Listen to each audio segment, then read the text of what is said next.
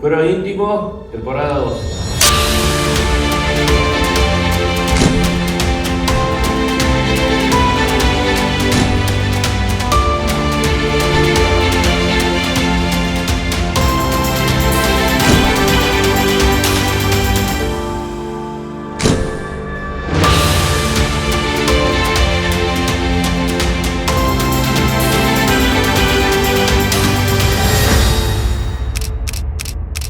Bienvenidos a un nuevo capítulo de Fuero Íntimo. Hoy con nosotros, Sebastián Raspanti. Seba, bienvenido. Un gustazo tenerte con nosotros. Bueno, muchas gracias. Perdón, dije Seba, no sé, Máximo Buena Fortuna.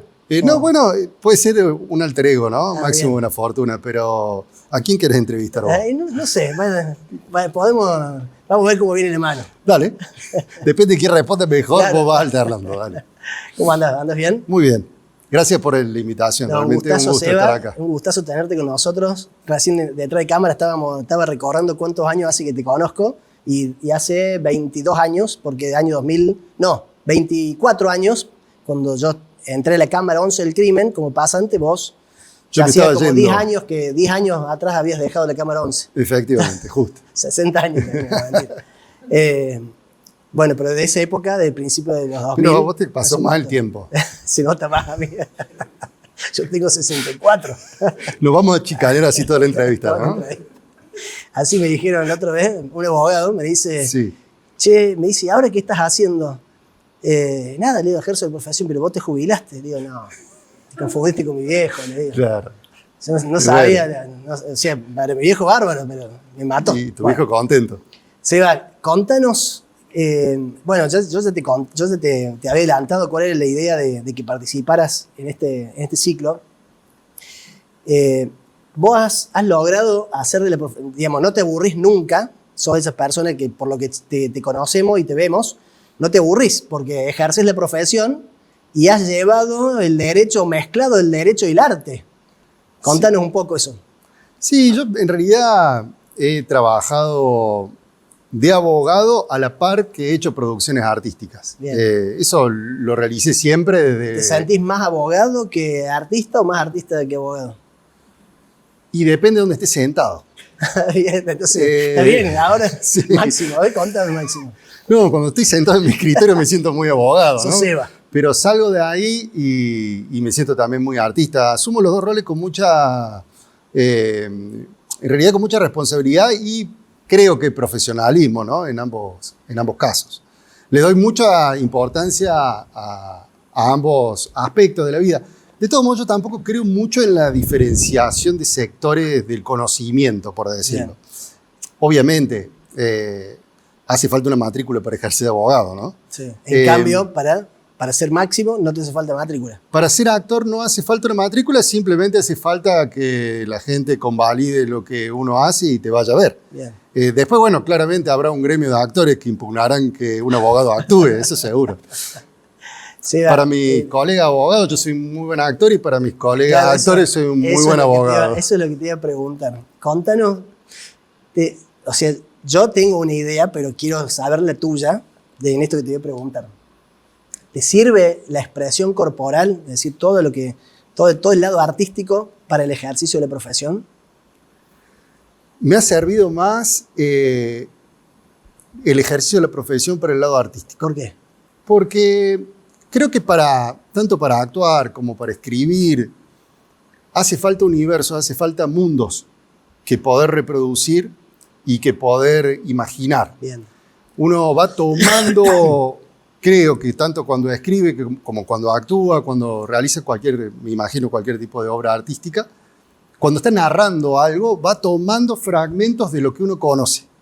Y mientras más rico sea ese universo, más elementos va a tener para crear lo que vaya a crear. Digamos, como que la profesión te ha dado como materia prima, experiencias. Muchísima. Porque además, vos lo sabés, nosotros estamos continuamente con gente hablando y tenemos casos, y esos casos también son historias. Claro, por supuesto. Detrás de cada caso es todo Hay una toda familia, historia, claro. hay gente que Claro. le pasan cosas, que quiere cosas, que está en determinado problema, que está en determinada situación. Eso genera muchas narrativas. No es que yo tome los casos de... Seguro. No tiene nada que ver, pero sí genera un universo muy Claro. grande, como quien tiene quizás una fiambrería, no estoy diciendo algo muy distinto, Digamos, o una para- peluquería, claro. por ejemplo, pensaba. Perdón que Sí, te sí, cite sí, claro. justo este tema. Digamos, no es que para que ser te debe artista... ser sensible, pero no, ¿qué? imaginemos todas las Claro. cosas que le cuentan a un peluquero. Claro. No sé de qué me Bueno, está tu vida es muy hablando, no lo privada, conozco, digamos. claro. Sí, se va. Sí. Pero además de eso, digamos, ejercicio profesional y además sos profe de filosofía del derecho. O sea, Sí, exactamente. Hace muchos años ejerzo como profesor de Filosofía del Derecho en la Cátedra de la Universidad Nacional de Córdoba. Bueno, y ese es otro mundo, claro. más ligado al pensamiento, al razonamiento crítico, que es lo que me gusta a mí. ¿Y los alumnos saben de que sos artista también o no? Sí, algunos ¿Sí? saben. ¿Alguno te cruza? Me han ido a ver, ¿Sí? algunos, sí, Bien. como clientes que también me han ido a ver Bien. y me han sacado los casos automáticamente. En lo que vos me preguntabas, si sirve la actuación para el ejercicio profesional, sirve como cualquier cuestión en la que uno necesita comunicarse. Bien. Creo que la actuación da ciertas herramientas que plantan a la persona escénicamente y que le permiten comunicarse con un público, con otro con el que estás interactuando y tenés que tener un alto nivel de escucha, que Claro. es lo más importante para actuar. Entonces, ese nivel de escucha y feedback, creo que sí, hay herramientas actorales que suman muchísimo. Seba, pero yo me imagino hoy con el tema de en los juicios que está cada vez más presente la oralidad. Sí, Es distinto, digamos, por ahí el que ejerció siempre en el derecho penal, bueno, es un ritmo, pero en el proceso civil, hasta hace algunos años, era escrito. Entonces, más que ir a una barandilla o a ir a una audiencia, no tenías mucha puesta, entre comillas, en escena. claro. Pero hoy ya es un juicio que es parecido a lo que se da en penal, donde tenés el estrado, tenés el tribunal, tenés las partes, se interroga el testigo, se hacen alegatos, se dan incidentes, es decir, cuestiones que se plantean dentro de ese mismo proceso, en ese mismo acto procesal. Claro, en ese caso el abogado... El abogado tiene que tener una actitud Sí, donde tenés que se siente la presión por ahí. Si uno está acostumbrado a la docencia o a hablar en público, es como que un ejercicio ya lo tenés. Pero Sí, de cero a ahí, y a muchos les puede llegar a costar. Yo Sí, lo veo como que y- puede llegar a servir. en ese caso podría llegar a servir las herramientas de la actuación quizás para tranquilizar el discurso, pienso, como herramienta básica, ¿no? Trabajar el pánico escénico. Y trabajar el pánico escénico. Claro. Y poder llegar a comunicar, porque al fin y al cabo es un acto de comunicación. Concreto, y poder comunicar fielmente lo que uno quiere comunicar de la manera que lo quiere hacer, no solo con la palabra, sino también con todo el lenguaje gestual. ¿Por qué te pregunto esto? Porque yo pienso siempre, lo vivo en las aulas, de cómo los veo a los chicos estudiando y cómo después se ejerce, y veo un contraste muy grande. Entonces yo siempre trato de pensar en las cosas que van a tener que aprender cuando ejercen la profesión. Bien. Entonces, en lo invisible, en lo que la facultad no te puede dar, que se le va a dar la experiencia y muchas veces, como se den, y algunas veces lo adquirirás o no. Pero, por ejemplo, yo me imagino que la expresión corporal es un recurso que puede llegar a... Que podría ser de alguna asignatura de la digamos, facultad, decís. No sé si es como una asignatura de la facu, por eso digo más allá de la facu, como algo que puede complementar, PNL, por ejemplo. ¿No lo ves también o no? Sí, podría Sí, ser. digamos, todo lo que sume a la comunicación lo veo como interesante. Pero sigamos hablando de vos, Seba, contame. ¿Cómo ves? Vos estás en Filosofía del Derecho, ¿está en qué año de facu? En cuarto año. Cuarto año, ya están un poquito más En los últimos avanzados. años, sí. Los chicos ya en los últimos años ya han cursado bastante las materias más troncales, ya se han cursado. Sí. ¿Cómo ves la formación desde tu materia? ¿La formación del abogado? Del abogado, sí. Yo creo que la facultad forma abogados litigantes y si tengo que hacer un examen crítico también, con todo el amor que le tengo a la facultad y con lo maravilloso de que tengamos una universidad pública y obviamente simplemente para mejorar, creo que falta crítica hacia el ejercicio del derecho. De hecho, hay pocas posibilidades dentro de la currículum que el alumno puede realizar un examen crítico del derecho. Puede estar sociología, derecho Cuando te político. referís a un examen crítico del derecho, ¿a qué te referís con un examen crítico? ¿A un análisis donde fije su punto de vista? ¿O qué sería? Y claro, porque en realidad el derecho son normas. Y la aplicación de esas normas de acuerdo a determinadas reglas. Estoy simplificándolo al máximo, claro, ¿no? Pero al fin y al cabo son normas que establecen derechos y también cargas. Y esas cargas son en realidad posiciones políticas de un sujeto dentro de la realidad. Entonces, el derecho es netamente político. Todo lo que expresa el derecho, en mi opinión, es una posición política de una nación en un determinado momento histórico. Claro. Y en ese sentido, los estudiantes, ¿los ves que no hacen crítica? El estudiante no estaría primero habilitado a hacer esa crítica, porque también no es porque el estudiante no la haga. Porque falta todavía. La orientación es aprender la ley para aplicarla. Esa sería básicamente la orientación de la facultad. Otras materias sí podrían cumplir ese rol de empezar a analizar por qué las leyes dicen lo que dicen y en realidad qué están modificando de la realidad. Y qué también podríamos decir, qué intereses estarían defendiendo y cuáles estarían perjudicando. Qué grupos de poder se verían beneficiados y cuáles no. Entonces, ese es un análisis ya diferente al que plantea, qué sé yo, derecho procesal, obligaciones, derechos reales. En derechos reales uno no habla de la propiedad privada. Directamente eso claro, no se habla en derechos reales. ¿Por qué? Porque no es el fin de la materia. Pero en realidad la propiedad privada, o por lo menos las propiedades, las formas de propiedades, tendría que ser una discusión, por lo menos una fracción de esa materia debería dedicarse a eso, al análisis filosófico, al análisis político, al análisis ideológico. Y bueno, materias como filosofía del derecho son importantes por eso, porque nos dan la oportunidad de poder criticar el derecho en todas sus aristas, verlo desde otro lado, ¿no? ¿Y vos notas que falta ese sentido crítico en los estudiantes? ¿Y los abogados? Sí, bueno, el gran problema es que los estudiantes llegan a cuarto año habiendo estudiado normas,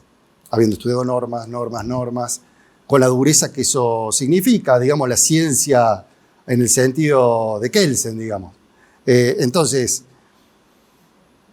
a esa altura es como un universo nuevo, pareciera, ¿no? Como si uno abriera una puerta nueva. Ah, mirá, se puede decir claro, esto sobre no me esto. enseñaron esta parte que es la crítica. Claro.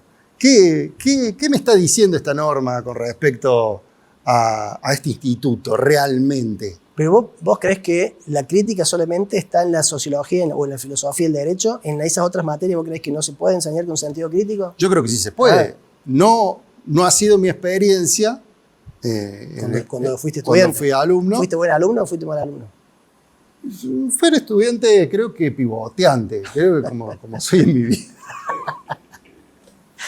Estudié hasta un momento, después no estudié y volví a estudiar. Y fui un estudiante muy, muy interesado con respecto a las asignaturas. Claro. Y creo que sí, en lo que me gustó fui bueno. Y en lo que no me gustó lo aprobé. Bien. Bien. Seba, no, bueno, esto que yo te estaba preguntando, porque la mayoría de los que han pasado por el programa, con los que conversamos, y son todos los que están en la formación del grado en Derecho, todos destacan o marcan ese punto que es la falta de sentido crítico. Claro. Y para mí es fundamental. Y la materia de filosofía para mí es esencial de la vida y sí, bueno, de la profesión ni hablar. Porque lo que pasa es que uno también está como muy subestimada. ¿Por qué se tendría que está subestimada subestimada? ¿A filosofía? ¿Filosofía? Claro, sí, es como ¿Por qué crees que está subestimada? Porque no puede tener un gran poder la crítica en una asignatura como el derecho, que es poder puntualmente. Es como decir, el derecho para mí, en mi opinión, ¿no? Es como si fuera un salmo. Salvo que el salmo, una sagrada escritura. Claro. ¿No? La sagrada escritura no la escriben los hombres. Claro. Vienen ya dadas. Sagrada, claro. No hablo de ninguna religión, ¿no? En particular. Entonces, son reglas concretas. La gran diferencia es que estas las escriben los hombres. Los hombres y las mujeres, Sí, sí. obviamente. Entonces, ¿qué pasa? La crítica a eso es la crítica a un poder concreto. Porque el poder concreto querría que se critique eso, más que se afiance. Obviamente, nosotros cuando nos empezamos a preguntar estas cosas decimos, y para que la sociedad evolucione en lo que está mal y creemos Claro. que tiene que estar mejor, Pero hay alguien que no se beneficia. pero Sí. también, ¿qué Claro. está mal? Porque cuando empezamos a hablar sobre el bien y el mal, hay diferentes posturas y hay diferentes perjudicados. Claro. ¿Me explico? Entonces, volvemos a que es una cuestión política el derecho. Claro. Y yo estoy de acuerdo en ponerlo como una cuestión política. Viéndolo así, obviamente que la materia de filosofía del derecho tendría que tener un rol importante, o quizás tendría que tener una sección en cada una de las asignaturas Claro. para saber de qué se está hablando filosóficamente cuando se habla en derecho minero de minería, con todos los temas candentes que hay ahora, no sé, en derechos reales sobre propiedad. Claro, es que detrás de cada norma hay una posición filosófica sobre lo que se está regulando. Sí, ¿Ah? Ni más ni menos que eso. exactamente. Y ahí también se bailan, como quien diría, las injusticias y las justicias de una sociedad, porque el derecho también es eso, participa de las injusticias como participa de las justicias. El derecho está expresando lo que nosotros somos ahora. Y podemos coincidir en que no nos está yendo muy bien. ¿Me explico? ¿En qué sentido? Desde el punto de como vista, sociedad, como digo. sociedad y profesionalmente, Vos decís... el perfil del abogado, el que perfil no le, del si no- abogado... no le presta atención a la filosofía, y bueno, eso va a mi modo de ver, va a determinar la calidad de su argumentación. Porque ¿Sabes qué pasa? está de la mano con eso, ¿o no? Yo creo que el perfil del abogado, cuando uno habla de... Está bien, nosotros decimos, bueno, estamos formando abogados. No somos los únicos responsables ni tenemos el único poder. Porque en realidad el abogado es un profesional más dentro de los montones de profesionales que hay en la sociedad. Y en realidad lo que hace que el abogado sea como sea, cuando no nos gusta ese abogado que estamos pensando, es donde la sociedad pone sus objetos de deseo. Nosotros le estamos diciendo a ese abogado que sea como no queremos que sea, aunque no lo creamos. A ver cómo se haría eso. Digamos, Bajar un poquito más. un abogado que no se preocupa por la cuestión social, que no se preocupa por hacer un análisis crítico del derecho, que no se preocupa por las injusticias sociales y solo se preocupa por su beneficio y por obtener dinero, podría ser un abogado, podría ser un contador, podría ser un empresario. La cuestión está en otro lado, es en ese norte, en el norte del abogado exitoso. De hecho, nosotros como abogados nos vestimos de traje. El traje es un elemento caro. Claro. Tenemos que simbolizar una cuestión de poder porque la ley es poder. Está todo medio como cosido de alguna manera. En ese sentido, creo que la manera de modificarlo es modificando los objetos de deseo. Es complejísimo, porque va de la mano de lo que una sociedad desea en general y en mi opinión también de lo que el mercado quiere que desee una sociedad por ¿Cuál completo. sería en nuestra sociedad esos objetos de deseo? Los que todos conocemos del consumo en general, que siempre está planteado por la capacidad adquisitiva de las personas, el dinero, determinado tipo de belleza, el acceso a determinados lugares donde otros no pueden acceder y específicamente acceder a eso porque los otros no pueden acceder. Eso ya es toda una Exclusividad, visión, la esa exclusividad. La palabra VIP, por ejemplo, los VIPs, eso genera una forma de sociedad donde todos, donde la mayoría queremos eso, y incluyo porque aunque digamos que no lo queremos, lo queremos. Sí, No va, por- pero eso no será que es natural, que el hombre siempre fue así, está en la biología del hombre. No, no creo. Porque eso no tiene que ver con la supervivencia que está íncita en el gen. El amarroquinar, No sé si marroquinar, digo, en todas esas cosas que vos estás señalando, no lo tengo claro, te lo pregunto a vos que por ahí. Yo creo que lo habrás no, pensado porque más. viste Digo, que hay sociedades en la historia de la humanidad ha habido sociedades de diferentes formas de constitución. Entonces eso podría llegar a probar, sin hacer un análisis riguroso, de que no es así, de que no es una cuestión natural.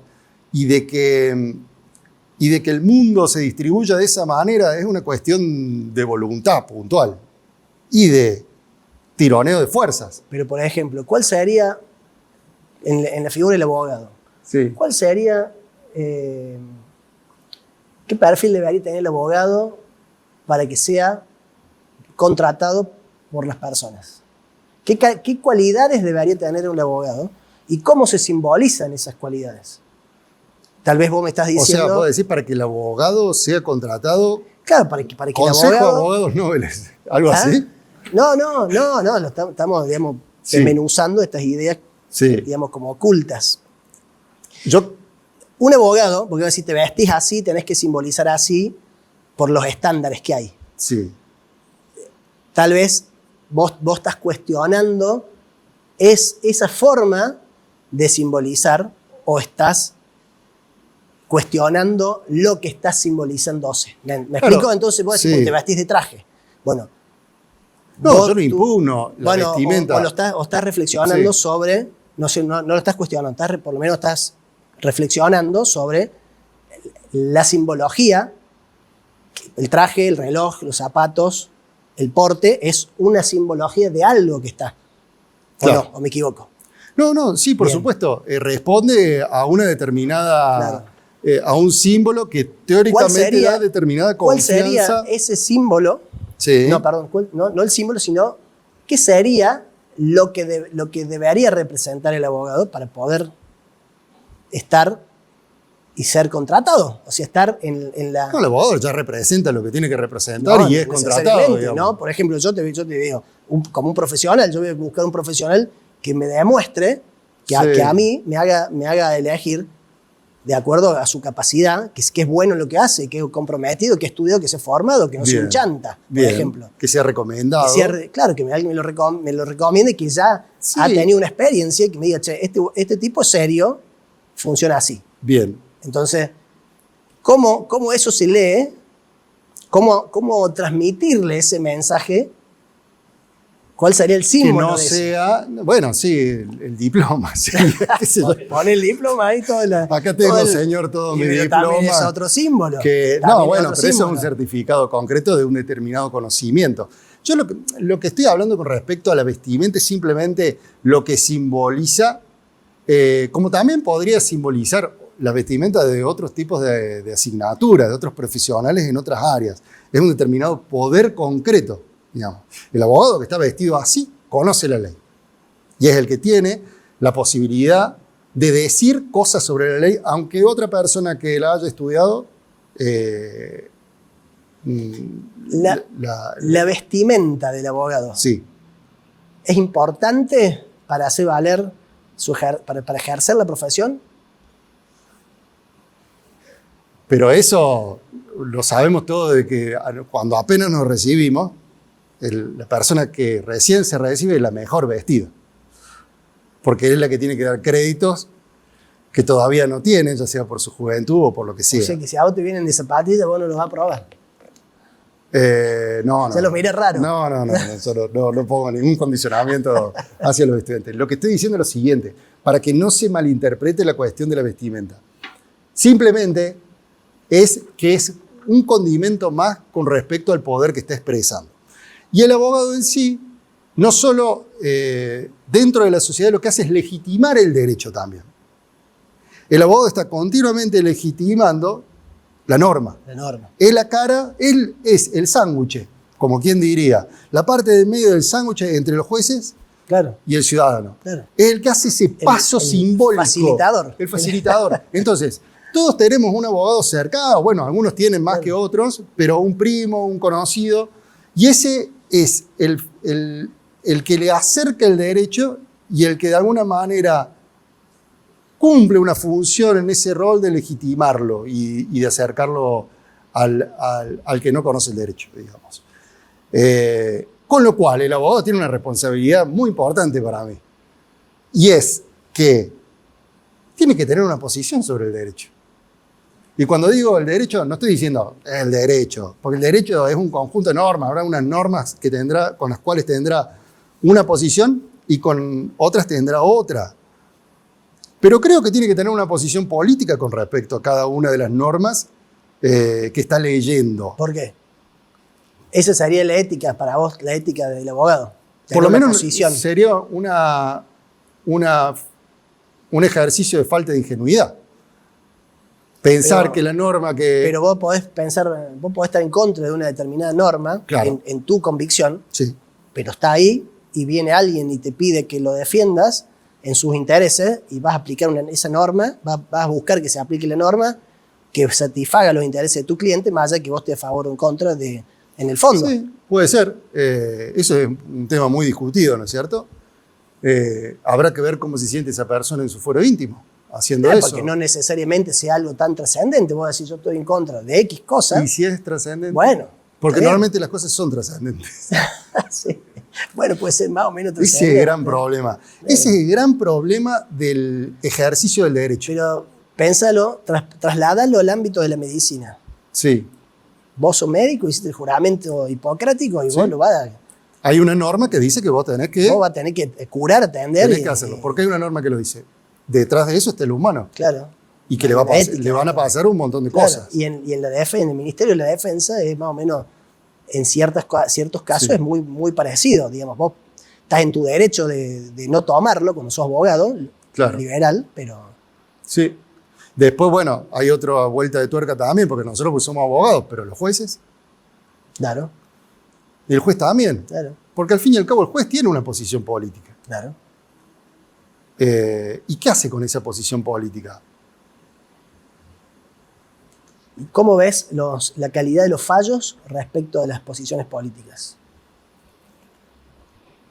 ¿Te ha tocado muchas veces ver Sí, fundamentos claramente, sí. que están disfrazados Sí, yo de creo. fundamentos jurídicos y en realidad hay una posición? Digamos, Lo que pasa es que la textura abierta del derecho permite eso. Permite que el juez de alguna manera pueda con los materiales. Ponele. A ver, yo tengo un montón de casos donde lo que te está dice, yo satisfago los intereses, pero si yo te hago lugar a lo que dice la norma, pero si te hago lugar se funde la empresa. No, para si eso no es un argumento. Eso no es un argumento jurídico, es un argumento político tuyo. Claro. Sí. ¿Vos querés que se quede sin trabajo? O si yo te regulo los honorarios a vos, y quienes tienen que en definitiva soportar el pago son fulanos, son un grupo indeterminado de personas. Y no es justo. Eso no es jurídico el fundamento. Hay una ley que te dice cómo tenés que resolver. Por ejemplo, te digo. Sí, pero las leyes son... No sé, a mi modo de ver no sería jurídico. Sí. Está bien, pero el tratamiento de los materiales que tiene el juez para hacer que una ley que no tiene un sentido tan claro como el que vos estás expresando se incline para un lado o para otro, es bastante, en algunos puntos, bastante laxo, digamos. Hay un autor que se llama Duncan Kennedy que hace justo este análisis entre juez que se llama activista restringido y demás. Y va determinando cómo los jueces pueden tomar partido hasta sin tomar partido políticamente. Y cómo pueden hacer de su carrera, depende cómo se desarrollen dentro de su carrera, participar dentro de estas tres categorías de jueces, ¿no es cierto? Que lo que estamos hablando también, sin que nadie se sienta puntualmente atacado, ¿no? Porque es en realidad parte creo que participa de lo difícil que es realmente cumplir un rol social y un mandato social sin que no haya una contradicción interna. Bien. Eso hace que, bueno, los jueces sí puedan inclinar los fallos para un lado o para otro de acuerdo a lo que consideren que es más justo para ellos, o no. O pueden inclinarlo para un lado o para otro, de acuerdo si quieren ser autopercibidos como justos. Entonces, en un momento dictan en una posición política un fallo, en otro momento lo dictan en otro alternadamente. Claro. Entonces, a lo largo de su carrera, el juez va a parecer lo más imparcial posible. Claro.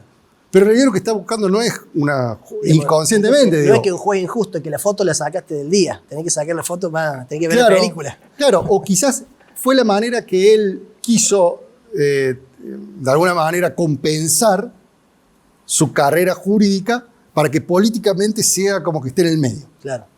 Después, bueno, habrá jueces que puntualmente quieren fallar en un determinado sentido porque creen que es la interpretación de la ley que más se ajusta a lo que él considera que es justo. ¿Y cuál es tu posición de tu idea sobre la justicia y sobre el derecho?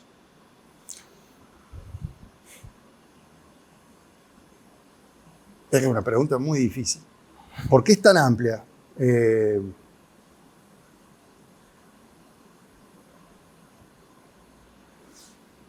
Y para mí, la justicia y el derecho son parte de la política. Es la parte más estable de la política. Cuando decís estable, ¿en qué sentido decís Y estable? es la parte en que más estable, es la que todos consensuamos de alguna manera. Todos consensuamos, en realidad, todos los sectores de poder que consensúan el derecho, los que tienen influencia, consensuaron que las normas deben ser de esta determinada manera, que la realidad debe ser de esta determinada manera. Por eso digo que el derecho es la parte más estable de la política. Hemos llegado ahí, por medio del ejercicio político. ¿Crees en la justicia, Seba? ¿En cuál justicia? En las instituciones que administran justicia. En las instituciones que administran justicia, a veces sí, a veces no. Que resuelven. Sí, a veces sí, a veces que no. aplican el derecho en caso concreto. A veces sí me han dado satisfacciones. Acabo de ver que salió el fallo de la ley de financiamiento universitario en la Cámara Federal. Creo, pero porque coincido. Después me han defraudado muchísimo determinados jueces que creo que sí tienen una defensa ideológica de determinado modo de ver la realidad que nubla su forma de fallar.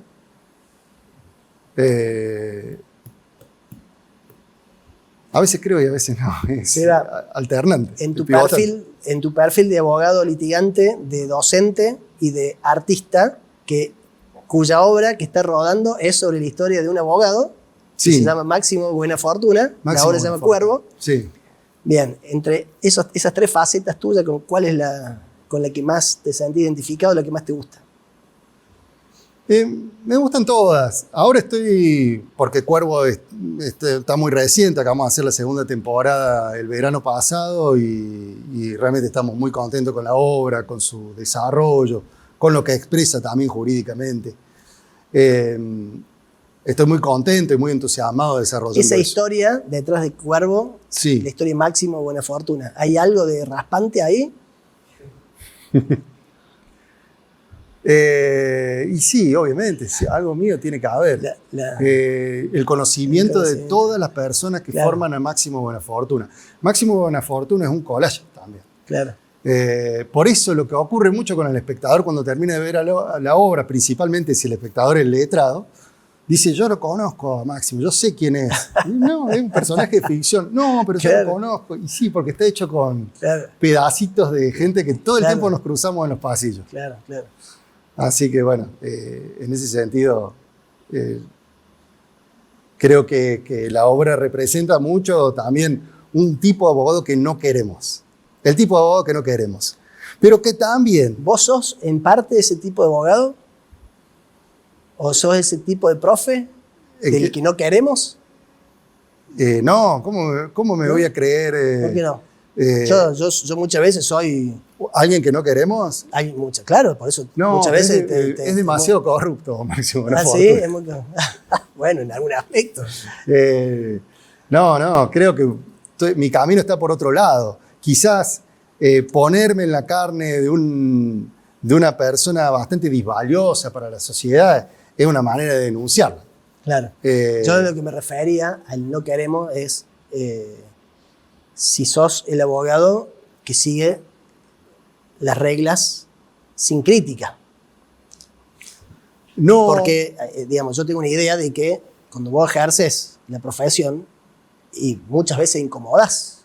Y esa incomodidad genera resistencia. Entonces te transformas en el abogado que muchas veces no se Creo- quiere. Ese creo- perfil no se quiere porque... Ahora está te entiendo la cuestionando. pregunta. Por eso te Perfecto. estaba preguntando Está si clarísima. vos sos el abogado o el profe, y siendo docente, también soy muchas veces el docente del que no queremos porque el planteo de la enseñanza, no de memoria, por ejemplo, y muchas veces los alumnos quieren estudiar de memoria, y yo no, conmigo no, de memoria Me nada. interesa mucho esa pregunta, ¿por qué?